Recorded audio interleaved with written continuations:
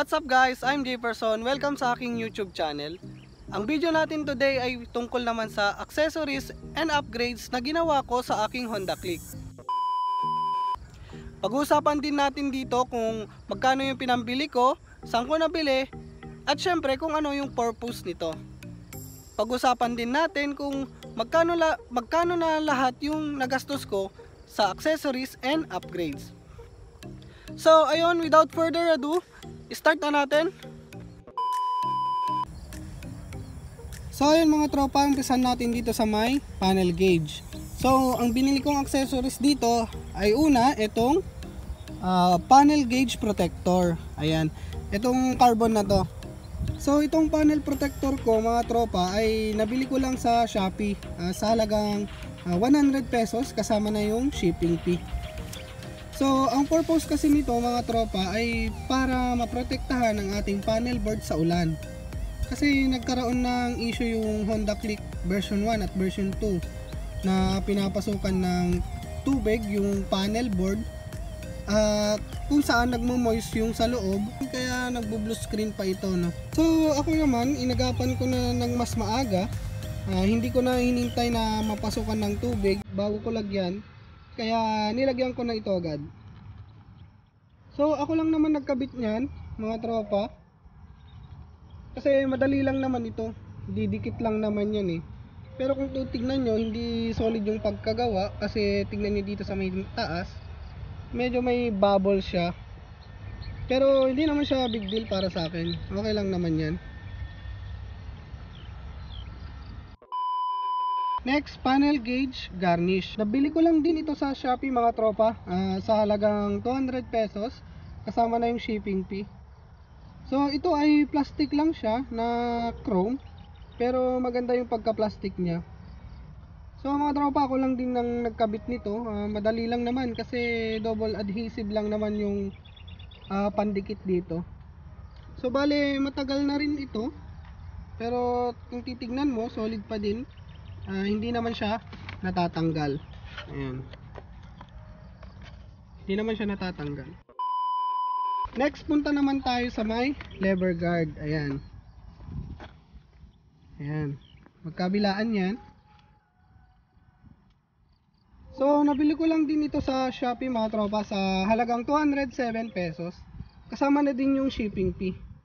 So ayan, pinakabit ko siya sa shop kasi medyo mahirap tanggalin dati yung dito sa may yung stock niya dito. Ayan, mahirap siyang tanggalin, kaya pinagawa ko na lang para sigurado. And syempre wala akong tools na pampagawa, na panggawa. Next, punta naman tayo sa may rubber mat. Ayan, yung click na blue. Ayan. So nabili ko lang din ito sa Shopee mga tropa sa halagang 295 pesos. So kasama na din ang shipping fee. So madali lang itong ikabit. Actually pinatong ko lang ito eh. Pero dati dinikit ko siya gamit yung double adhesive, pero hindi kinaya. Natatanggal lang din. Pero nung nagpakabit ako ng crash guard, kung titingnan nyo dito, naipit na siya. Kaya hindi na yan matatanggal. So ang purpose naman nito mga tropa ay para hindi dumulas yung paa mo kapag nagra-rides ka, kasi rubber ito eh, madikit siya. At syempre maprotektahan yung footboard natin kasi ito yung lagi nating inaapakan, di ba?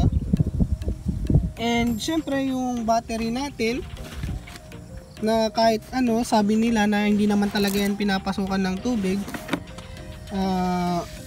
bilang protekta na rin sa ating battery. So ayun mga tropa, itong mga sinasabi ko na mga presyo ng mga accessories na binili ko ay pwedeng magkakaiba sa inyong location. Kasi syempre magkakaiba yung shipping fee natin eh, kasi yung sa location nga.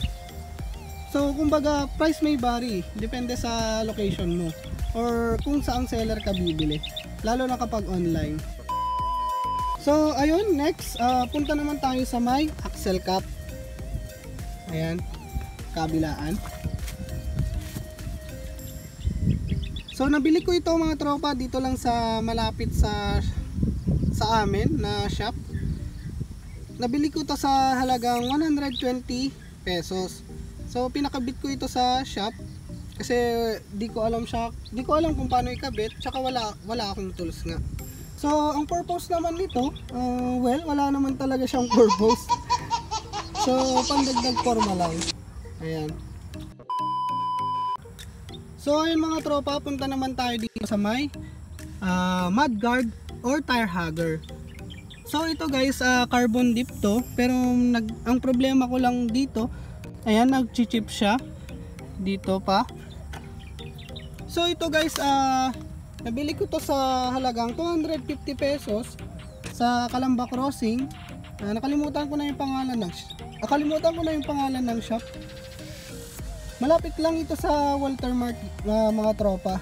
Tatawid ka lang sa kabilang kalye. So sila na din yung magkakabit. So madali lang naman kasi ito ikabit. Lalo na kapag meron kang complete tools. So ang purpose naman nito mga tropa, para mabawasan ang talsik ng putik or alikabok na pupunta sa ating engine. Kasi ito na yung kumbaga sasalo ng mga talsik at putik. Talsik ng putik at hindi na dediretso. Yun nga, hindi na dediretso sa ating engine. So malaking tulong ito. Kasi mahirap linisin yung sa loob ng engine diyan sa may lagayan ng engine. So ayun mga tropa, punta naman tayo sa medyo may kamahalang accessories or upgrade natin dito sa ating Honda Click. Una na nga dyan, itong crash bar or crash guard. Ayan. Ayan. Nabili ko to mga tropa sa halagang 1,300 pesos. So ito naman mga tropa, kasama ko yung mga bayaw ko na nagkabit dito. Ayan. So tamang DIY lang tsaka YouTube. So nakabit naman namin ng maayos. Although yung ibang parts hindi nakadikit or nakalapat ng maayos gaya niyan. Ayan. So ito kasi issue na to sa mga crash guard, hindi talaga siya lumalapat ng maayos. Minsan pinapa-bend nila ito para dumikit. Pero ako hindi na, kasi okay naman, hindi naman siya magalaw. So dito siya nakadikit sa may foot peg. Dito nakapatong siya sa may footboard. Meron siyang bolts dyan, meron din sa kabila. Tapos dito sa may hook, ayan. Ito naman, hindi ko na tinanggal yung hook.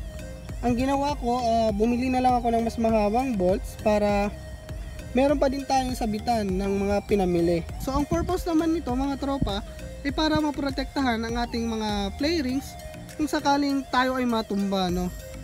Syempre, ito yung isa sa unang tatama kapag natumba. So iwas gasgas sa ating mga play rings. Worse kung mabasag pa ito, no? Kasi itong crash guard, madali lang naman siyang i-repaint once na magasgasan. Kaya okay lang kapag sa crash guard lang magasgasan. Unlike sa mga play rings na kailangan mo talagang bumili, lalo na kapag malalim yung gasgas or nabasag. So importante din itong crash guard natin. So next, punta naman tayo sa may, ayan, visor with R25 side mirror. Nabili ko ito mga tropa sa halagang 1,500. So yes, medyo mahal unlike sa online. Pero kasi ayoko nang i-risk yung pera ko na mahigit 1,000 na. Kasi baka iba yung mapadala or kulang yung parts or merong defects, mga ganon. Tapos baka maabala pa ako. So nabili ko to sa Mayapa, Mamatid, sa Calamba, sa ayan, sa Moto Project Motorcycle Parts and Accessories. So ang purpose naman nito mga tropa, hindi lang siya pampaporma. Kasi kung titignan nyo dito sa may ano, kung titignan nyo dito sa may side mirror, malapad siya. Kaya kitang kita mo pa rin yung sa likuran mo. So hindi lang siya pang display, hindi lang siya pang paporma, may gamit din. So itong side mirror, may tatlong klase ito. May tatlong klaseng stem to. Merong short, medium, tsaka yung long. So bale ang kinuha natin is itong medium. Kasi saktong-sakto lang yung ano niya, haba niya. Unlike naman sa short, wala siyang silbi, pang display lang. Hindi mo siya makikita sa likuran mo. Yung sa long naman, ang ayaw ko lang doon, sobrang haba na, parang yung sa stock na. So may tendency din na masabit-sabit sa mga katabing sasakyan, which is yung iniiwasan natin. So next punta naman tayo sa ating G-Star na alloy top box, 45 liters. So nabili ko lang din ito sa pinagbilhan ko ng tire hugger mga tropa, sa may crossing Kalamba. So nabili ko to sa halagang 6,500 kasama na yung Raven bracket. Ayan. Kung titignan nyo, hindi na to yung stock. And syempre yung sa may backrest. So itong backrest natin mga tropa, no, malaking tulong ito lalo na sa mga OBR natin. Lalo na kapag bumabiyahe ng malayo or long ride, pwede itong sandalan ng OBR natin kasi malambot yan. Hindi yan masakit sa likod. So pwede siyang mag-relax habang nabiyahe. So dito sa top box natin, 45 liters ito. So kasyang-kasya yung full face helmet. Kahit nga yung may spoiler, pwedeng kasyang-kasya dito eh. So tignan natin yung sa loob.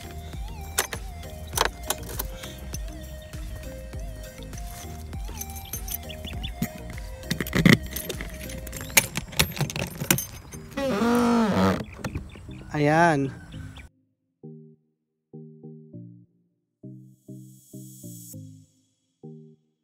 Spacious ha. Itong bag ko nga kasyang-kasya eh. So lagi ko dyan nilalagay itong bag ko kapag papasok na ako ng trabaho.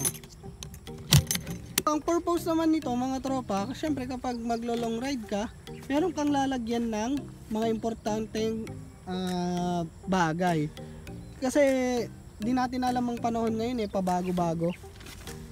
Ngayon maaraw, mamaya maulan na. So napaka-importante nito na kahit umulan, hindi siya mababasa. Hindi mababasa yung sa loob. Kasi kung titingnan nyo dito, meron siyang parang rubber dito sa may ano niya, bukasan niya. So hindi siya papasukan talaga ng tubig. Alas siguro kung yung babad mo ito ng 1 week or 1 month, no, talagang papasukan. And next, punta naman tayo dito sa ating Aerox mags. Ayan. So kung napanood mo na yung ibang video ko, nasabi ko na ang details tungkol dito. So bale ilalagay ko na lang yung link dito sa taas ng video or sa may description, box para mapanood mo yung review ko kung hindi mo pa napapanood. So itong Aerox mags natin mga tropa, pina-convert ko pa to sa JJQ Machine Shop sa may Taguig sa halagang 8,000 pesos. So lahat-lahat na yun. So sobrang solid nitong Aerox mags natin mga tropa. Hindi lang sa looks, kundi sa performance din. Performance sabi ko dahil hindi sa bumilis siya, kundi gumanda yung handling. Tapos sa mga lubak, hindi na siya masyadong ramdam. Well siguro tama nga, mababawasan yung top speed nito, pero wala naman akong paki sa top speed kasi hanggat umaabot pa naman siya ng 100 kph, okay pa rin siya sa akin kasi yun lang naman yung takbo ko. Minsan nga 60 to 80 lang papuntang trabaho eh. Kumbaga takbong may pamilya lang. So yun, ang purpose naman nito, well nasabi ko na, gumanda yung handling, tsaka sa mga lubak hindi na siya masyadong ramdam. And syempre pampaporma na din sa ating click, no?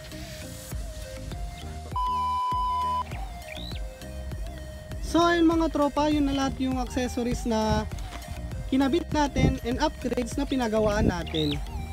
Ang nagastos natin dito sa ating accessories and upgrades ay tumataginting na 18,472 pesos.